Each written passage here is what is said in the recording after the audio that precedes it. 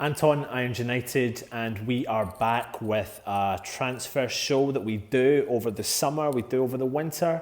We're just going to give you a little bit of insight into some of the players that we are linked with, whether you take them with a pinch of salt or you believe whatever is broken out there. What we try and do is dig in a little bit deeper, get you some statistics and let you know what they can potentially bring to the West Ham side. Now, we will be coming on over the summer with a lot of new shows.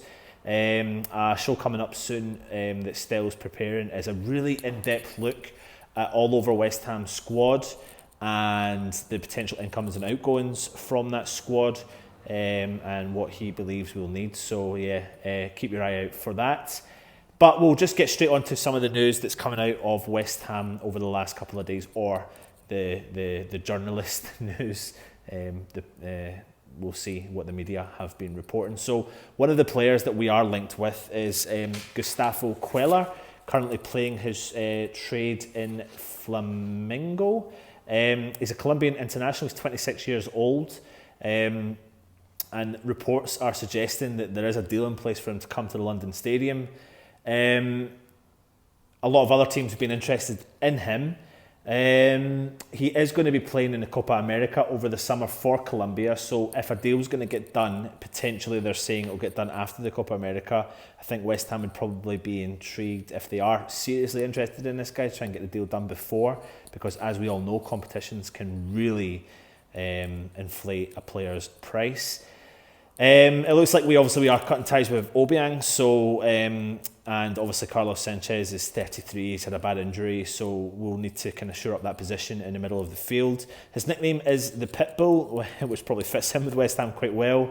He's a defensive-minded holding midfielder he's quite big, strong tackle and tenacity in his tackling as well, as his nickname suggests. He's got over 70 appearances for Flamengo. He's only got 3 assists, but he's got 92% pass completion. So he's not going to be a sort of player that goes forward whatsoever at all. Protect the back four.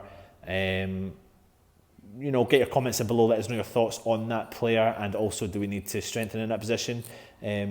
Considering that we've performed kind of reasonably well over the last couple of weeks. Declan Rice and Mark Noble. Another player to talk about is Dani Ceballos from Real Madrid. 22 years old, Spanish international. Really well known during his career, particularly at Real Betis, and obviously during the Spanish under-21 Euros. He's pretty much been linked with every top club around the world at one point, and then obviously Real Madrid went for him. Some of his strengths are his tendency to receive the ball in front of the opposition's midfield before drawing them out and carrying possession into the space behind them. He has the intelligence to relieve his team of opponent pressure before releasing teammates further forward, so he's a very forward-thinking player. He's really talented, has impressive confidence, and is capable of getting out of situations that would be possible for the typical normal player. He's got close control, ability to carry the ball into attacking third, and his overall intelligence is what stands out. He's not going to be a goal scorer, and he isn't a goal scoring midfielder or a classic playmaker, but his output is similar to Modric's style in the sense that he retains the ball well and moves the opposition around with clever passing and movement. However, a great stat is that he has created 38 chances for his teammates in 30 matches. So 38 chances created. So yeah, albeit maybe not a playmaker as such, but a fantastic player who holds the ball really well. He's got over 110 appearances in his career, averaging, that's between Real Madrid, Real Betis, Spain, scoring 8 with 5 assists, averaging 86% pass completion. Apparently the 2 players that I've just mentioned are going to be potentially available for approximately £20-25 million. Can't see West Ham going in for both of them, to be honest. Realistically, I'd love to think we will invest that money, but that's straight away 50 million gone from the budget, and obviously we're relying on players going out as well, so we're in desperate need of bringing in a forward, or a couple of forwards, or even more positions. So it'll be interesting to see what happens with them, but just thought we'd give a little bit of insight into them. Another bit of news breaking, whether you believe this or not, is that teams like Tottenham and some other teams are interested in Arthur Masuaku. The fan base is pretty split with Masuaku, but he's shown what he is capable of doing.